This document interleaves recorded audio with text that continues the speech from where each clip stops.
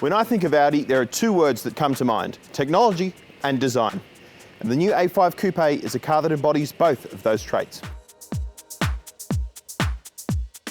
The new A5 is available with a range of 4-cylinder petrol and diesel engines, as well as a powerful V6 turbo diesel. But if performance is what you're after, then the S5 in red is the car to have. It has a new 3-litre V6 engine with a turbocharger that helps it make 260 kilowatts and 500 newton meters, enough to dash to 100 k's in just 4.7 seconds.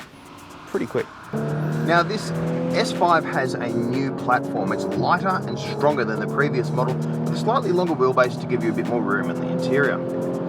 Now it's quite a good thing on the road. The car that we're driving is absolutely loaded up with everything that Audi can throw at it. It's got magnetically adjustable suspension, electric dynamic steering that can change its response at different speeds, and we have the sport differential as well, which basically means the rear diff can throw power from side to side to basically make the car a bit more aggressive in cornering. And it feels all pretty convincing on the road. Here we are on a fairly windy road in the mountains in Portugal, and yeah, the car offers a lot of confidence. There's loads of grip. We're in slightly greasy conditions today, and the thing feels really planted. There's a great response from the big brakes. The steering is sharp, it really goes where you point it to. It does a great job of being an executive performance car. The S5's engine is all new. It's part of a new modular arrangement that can be extended to V6 and V8 sizes, and it is something that we're going to see a lot more from Audi in the future, and potentially other models such as Volkswagen and Porsche as well. And it really does a good job of being a luxury performance car. You can just stick it in drive and trickle along here as we are now, and it's quiet and refined and has plenty of effortless punch if you decide to get on it a little bit. But then you can stick it in sports mode, use the paddle shift to get it into gear, and then give it a bit. And yeah, there's heaps of grunt. And of course you've got the all-wheel drive quattro traction that Audi has become famous for, and a very smooth transmission too. This S5 used to have a 7-speed dual clutch automatic transmission, but they've moved to an 8-speed conventional torque converter auto, which gives it better response from rest. It's a smoother, easier thing to engage, and it's also capable of handling far higher torque outputs than the dual clutch arrangement. So the S5 does a great job of being an executive performance car, and the other models in the A5 range are quite competent as well. We drove 3 models in the A5 range, a pair of V6 and 4-cylinder diesel models, and a 4-cylinder petrol version as well. All 3 feature a 7-speed dual-clutch automatic transmission with quattro all-wheel drive. The standard 2-litre 4-cylinder model has 185 kilowatts and 370 newton meters, more than enough for a car of its size.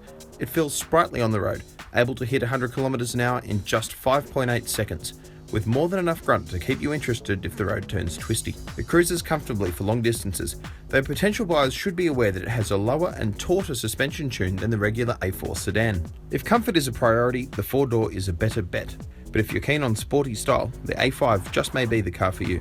There's a good deal of technology wrapped up in the A5, which is available with a comprehensive suite of driver aids, including a self-driving mode for heavy traffic, with self-braking and self-steering modes that can help keep you safe in an emergency.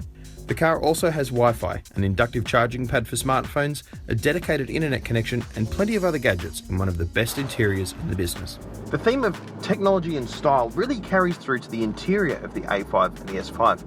You've got this wonderful virtual cockpit system which debuted in the TT last year. Essentially, it's a huge digital display that you can tailor in all kinds of different ways. You can have a full screen map that looks pretty good, but you can get it to show you all kinds of other information as well.